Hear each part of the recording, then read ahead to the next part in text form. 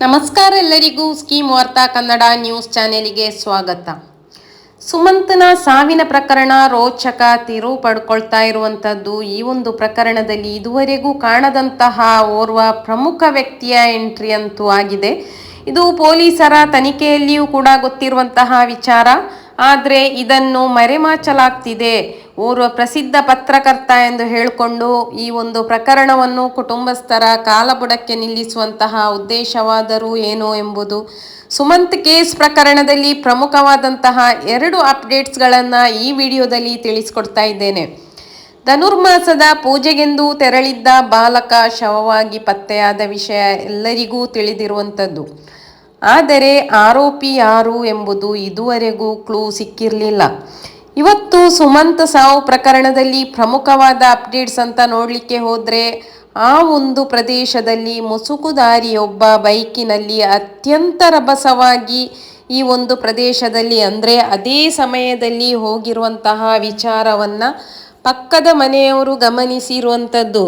ಪಕ್ಕದ ಮನೆಯವರು ಕೂಡ ಅದೇ ಸಮಯದಲ್ಲಿ ಗಮನಿಸಿರುವಂಥದ್ದು ಕೂಡ ಪೊಲೀಸ್ನವರು ಅವರನ್ನು ಕೂಡ ತನಿಖೆಗೆ ಒಳಪಡಿಸಿದ್ದಾರೆ. ನಂತರ ಯಾರ ಜೊತೆಗೂ ಮಾತನಾಡಬಾರದು, ಮಾಧ್ಯಮದ ಜೊತೆಗೆ ಈ ಒಂದು ವರದಿಯನ್ನು ಕೊಡಬಾರದು ಎಂದು ಕೂಡ ಸಲಹೆಯನ್ನು ಅವರಿಗೆ ಕೊಟ್ಟಿರ್ತಾರೆ. ಇದು ಒಂದು ತನಿಖೆಯ ಗೌಪ್ಯತೆಗಾಗಿಯೂ ಆಗಿರುವಂಥದ್ದು. ಇನ್ನು ಪಕ್ಕದ ಮನೆಯಲ್ಲಿರುವ CCTV ದೃಶ್ಯಾವಳಿಗಳನ್ನು ಗಮನಿಸಿದಾಗ ಬೈಕ್ ಹೋಗುವುದು ಕಾಣಿಸುತ್ತೆ ಮತ್ತು ಬೈಕಿನ ಫೋಕಸ್ ಲೈಟ್ ತುಂಬ ತೀಕ್ಷ್ಣ ಆಗಿರುವುದರಿಂದ ಈ ಕ್ಯಾಮರಾಗೆ ವ್ಯಕ್ತಿಯನ್ನು ಕ್ಯಾಚ್ ಮಾಡಲಿಕ್ಕೆ ಬಹಳ ಕಷ್ಟ ಆಗ್ತಾ ಇದೆ ಎಂಬ ಮಾಹಿತಿಗಳೂ ಕೂಡ ಬರ್ತಾ ಇದೆ. ಅತಿ ವೇಗವಾಗಿ ಬಂದಿರುವಂತಹ ಬೈಕ್ ತನಗೆ ಎದುರು ಸಿಕ್ಕಿರುವಂತಹ ಆಟೋ ರಿಕ್ಷಾಕ್ಕೆ ಕೂಡ ಡಿಕ್ಕಿ ಹೊಡೆದು ಹೋಗಿರುವಂಥದ್ದು.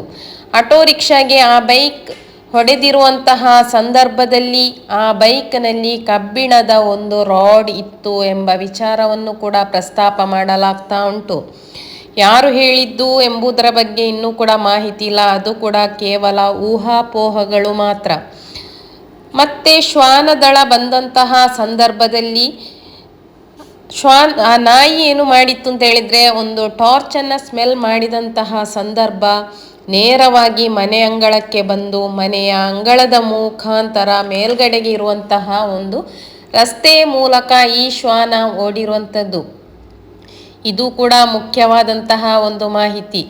ಅದೇ ದಾರಿಯಲ್ಲಿ ಮುಸುಕುದಾರಿ ಬೈಕ್ ಹೋಗಿರುವಂಥದ್ದು ಕೂಡ. ಅದಲ್ಲದೆ ಪಕ್ಕದ ಮನೆಯ CCTV ವಿಜುವಲ್ಸ್ ನೋಡಿದ ಸಂದರ್ಭದಲ್ಲಿ ಯಾವುದೇ ಫೂಟೇಜ್ ಕಾಣ್ತಾ ಇಲ್ಲ. ಮತ್ತೆ ಸುಮಂತ್ ಸಿಕ್ಕಿದ ಕೆರೆಯಲ್ಲಿ ತೋಟ ಕೆರೆ ಅದೊಂದು ಬ್ರಾಹ್ಮಣ ಕುಟುಂಬಕ್ಕೆ ಸಂಬಂಧಪಟ್ಟದ್ದು.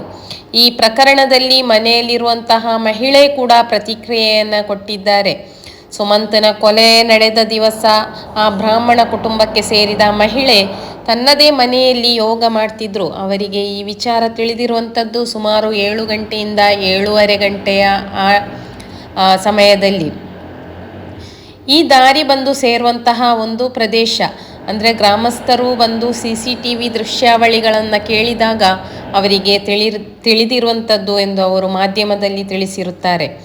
ಆ ಮನೆಯ ಸುತ್ತಮುತ್ತ 6 CCTV ಕ್ಯಾಮರಾಗಳು ಕೂಡ ಕೆಟ್ಟು ಹೋಗಿ 2 ತಿಂಗಳಾಗಿದೆ ಅಂತ ಕೂಡ ಆ ಮನೆಯ ಮಹಿಳೆಯವರು ತಿಳಿಸಿರುತ್ತಾರೆ ಮಾಧ್ಯಮಕ್ಕೆ.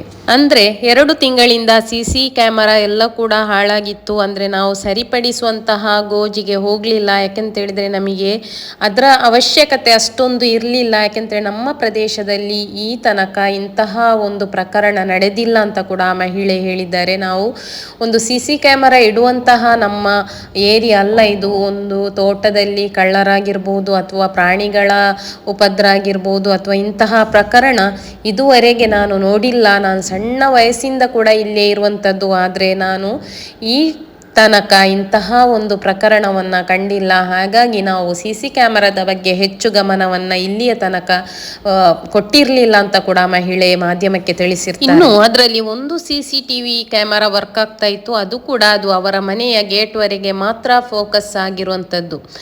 ಇನ್ನು ಅಲ್ಲಿ ಹೆಚ್ಚು ಸುದ್ದಿ ಮಾಡಿರುವಂತಹ ಒಂದು ಹಳೆಯ ಶೆಡ್, ಆ ಶೆಡ್ ಬಗ್ಗೆನೇ ಈ ಪ್ರಕರಣ ನಡೆದ ದಿನದಿಂದ ಅದರ ಬಗ್ಗೆನೇ ಹೆಚ್ಚು ಮಾಧ್ಯಮದಲ್ಲಿ ಸೋಷಿಯಲ್ ಮೀಡಿಯಾದಲ್ಲಿ ಹರಿದಾಡ್ತಾ ಇರುವಂಥದ್ದು. ಅದೊಂದು ಹಳೆಯ ಕಟ್ಟಡ, ಅಂದರೆ ಹಳೆಯ ಕಟ್ಟಡ ಅಂತ ಹೇಳಿದರೆ ಅದು ಯಾವಾಗಲೂ ಅಂದರೆ ಅವರು ಮಾಡಿರುವಂಥದ್ದಲ್ಲ, ಅದು ಎಲ್ಲಿ ತೋಟದವರಿದ್ದರೂ ಕೂಡ ಆ ತೋಟದಲ್ಲಿ ಒಂದು ಕೆರೆ ಇರುತ್ತೆ, ಕೆರೆಯ ಪಕ್ಕದಲ್ಲಿ ಅಂತಹ ಒಂದು ಶೆಡ್ ಇರುತ್ತೆ. ಅಂದರೆ ಪಂಪ್ ಸೆಟ್ ಇಡ್ಲಿಕ್ಕಾಗಿರಲಿ ಅಥವಾ ಅಲ್ಲಿ ವರ್ಕರ್ಸ್ ಇರ್ತಾರೆ, ಅವರಿಗೆ ಏನಾದರೂ ವಿಶ್ರಾಂತಿ ತಗೊಳ್ಳಿಕ್ಕೆ ಎಲ್ಲದಕ್ಕೂ ಯೂಸ್ ಆಗುತ್ತೆ. ಅದಂದರೆ ಅದು ಹಳೇದಾಯಿತು ಅಂತೇಳಿ ಅದನ್ನು ಹೊಸತ್ತು ಮಾಡುವಂಥದ್ದಲ್ಲ, ಅದು ಅಂಥದ್ದೇ ಒಂದು ಶೆಡ್ ಇರುವಂಥದ್ದು. ಅದರೊಳಗೆ ಕೆಲಸದವರು ವಿಶ್ರಾಂತಿ ಪಡ್ಕೊಳ್ತಾರೆ, ಊಟ ಮಾಡ್ತಾರೆ, ಮತ್ತು ಅವರ ಡ್ರೆಸ್ ಎಲ್ಲ ಚೇಂಜ್ ಮಾಡ್ತಾರೆ, ಹಾಗೆಲ್ಲ ಮಾಡುವಂತಹ ಒಂದು ಪ್ಲೇಸ್ ಇದು. ಅಲ್ಲಿಯ ಶೆಡ್ಡಿನ ವಿಷಯವಾದರೆ, ಇನ್ನು ಆ ಕೆರೆಯಲ್ಲಿ ಸಿಕ್ಕಿರುವಂತಹ ಒಂದು ಟಾರ್ಚ್ ಮತ್ತು ಕತ್ತಿ ಅದು ಕೂಡ ಪತ್ತೆಯಾಗಿತ್ತು. ಟಾರ್ಚ್ ಅದು ಸುಮಂತನದ್ದೇ ಅಂತ ಹೇಳಿ ಕೂಡ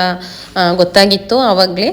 ಆದರೆ ಈ ಕತ್ತಿಯ ವಿಚಾರದಲ್ಲಿ ತುಂಬ ಅನುಮಾನಗಳು, ಊಹಾಪೋಹಗಳು ಇಡೀ ಸೋಷಿಯಲ್ ಮೀಡಿಯಾದಲ್ಲೇ ನಡೆದಿತ್ತು. ಆದರೆ ಮತ್ತೆ ಬಂದಂತಹ ವಿಚಾರ, ಆ ಕತ್ತಿ 5-6 ತಿಂಗಳ ಹಿಂದೆ ಬಿದ್ದಿರುವಂತಹ ಒಂದು ಕತ್ತಿ, ಅದು ಕೂಡ ಕೆಲಸದವರ ಕೈಯಿಂದ ಬಿದ್ದಿರುವಂಥದ್ದು. ಅದನ್ನು ಈ ತೋಟದ ಮಾಲಕಿ ಕೂಡ ತಿಳಿಸಿರುತ್ತಾರೆ. ಅದೇ ರೀತಿಯಲ್ಲಿಯ ಕೆಲಸ ಮಾಡುವಂತಹ ವ್ಯಕ್ತಿಯು ಕೂಡ ಈ ವಿಚಾರವನ್ನು ತಿಳಿಸಿರ್ತಾರೆ. ಅಂದರೆ ಅದು ನನ್ನ ಕೈಯಿಂದೇ ಬಿದ್ದಿರುವಂಥದ್ದು ಅಂತ ಕೂಡ ಅವರು ತಿಳಿಸಿರ್ತಾರೆ. ಇನ್ನು ಮುಖ್ಯವಾಗಿ ಕೇಳಿರುವಂತಹ ವಿಚಾರ ಅಂತೇಳಿದರೆ, ಸುತ್ತಮುತ್ತಲೂ ನಾಯಿಯ ಶಬ್ದ ಕೇಳ್ತಾ ಇತ್ತು ಅಂತ ಕೆಲವು ಸ್ಥಳೀಯರು ಕೂಡ ತಿಳಿಸಿದ್ರು. ಅದರ ಬಗ್ಗೆ ಕೂಡ ಮಾಧ್ಯಮದವರು ಈ ತೋಟದ ಮಹಿಳೆಯಲ್ಲಿ ಕೇಳಿದಾಗ ಅವರು ಹೇಳುವಂಥದ್ದು, ಅಂತಹ ಯಾವುದೇ ನಾಯಿ ಬೊಗಳುವಂತಹ ಶಬ್ದ ನನಗೆ ಕೇಳಿಸಲಿಲ್ಲ.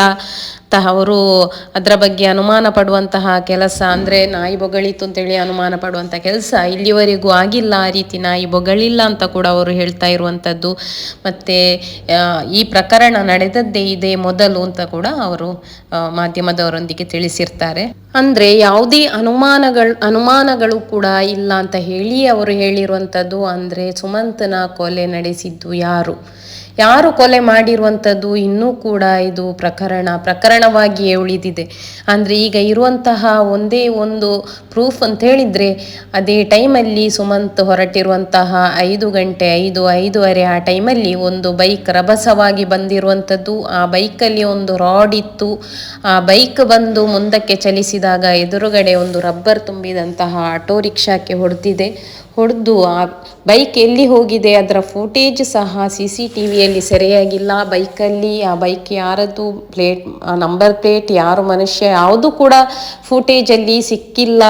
ಅಂದರೆ ಅದರದ್ದು ಫೋಕಸ್ ಲೈಟ್ ಅಷ್ಟು ತೀಕ್ಷ್ಣ ಆಗಿರುವುದರಿಂದ ಅದು CCTVಯಲ್ಲಿ ಬೈಕ್ ಬಗ್ಗೆ ಯಾವುದೇ ರೀತಿಯ ದೃಶ್ಯಾವಳಿಗಳು ಕೂಡ ಸೆರೆಯಾಗಿಲ್ಲ. ಕೇವಲ ಲೈಟ್ಗಳು ಮಾತ್ರ ಕಾಣ್ತಾ ಇದೆ ಅಂತ ಹೇಳಿ ಅದು ಕೂಡ ಒಂದು ಅನುಮಾನವಾಗಿಯೇ ಬಾಕಿಯಾಗಿದೆ. ಇನ್ನು ಅದರ ಬಗ್ಗೆ ಅಂದರೆ ಈ ಆಟೋ ರಿಕ್ಷಾದವರನ್ನು ಕೂಡ ಪ್ರಕರಣದಲ್ಲಿ ತನಿಖೆ ಮಾಡುವಂತಹ ಚಾನ್ಸಸ್ ಇದೆ, ಮಾಡಿರಬಹುದು ಸಹ. ಆದರೆ ಈ ಬೈಕ್ ಸವಾರ ಯಾರು ಅಂತ ಹೇಳಿ ಇನ್ನೂ ಕೂಡ ಅದು ಪ್ರಶ್ನೆಯಾಗಿಯೇ ಉಳಿದಿರುವಂಥದ್ದು. ಇನ್ನು ನಿಮ್ಮ ಅನಿಸಿಕೆ ಅಭಿಪ್ರಾಯಗಳನ್ನು ಕಮೆಂಟ್ ಬಾಕ್ಸಲ್ಲಿ ತಿಳಿಸಲಿಕ್ಕೆ ಮರಿಬೇಡಿ. ಇವತ್ತಿನ ಅಪ್ಡೇಟ್ಸ್ ಇಷ್ಟೇ. ಇನ್ನು ಇದರ ಅಪ್ಡೇಟ್ಸ್ ಏನಾದರೂ ಇದ್ದರೆ ನಾನು ಈ ವಿಡಿಯೋ ಮೂಲಕ ತಿಳಿಸುವಂತಹ ಕೆಲಸ ಮಾಡ್ತೇನೆ. ಅಲ್ಲಿ ತನಕ ಎಲ್ಲರಿಗೂ ಧನ್ಯವಾದಗಳು ವಿಡಿಯೋ ವೀಕ್ಷಿಸಿದ್ದಕ್ಕಾಗಿ. Thank you for watching.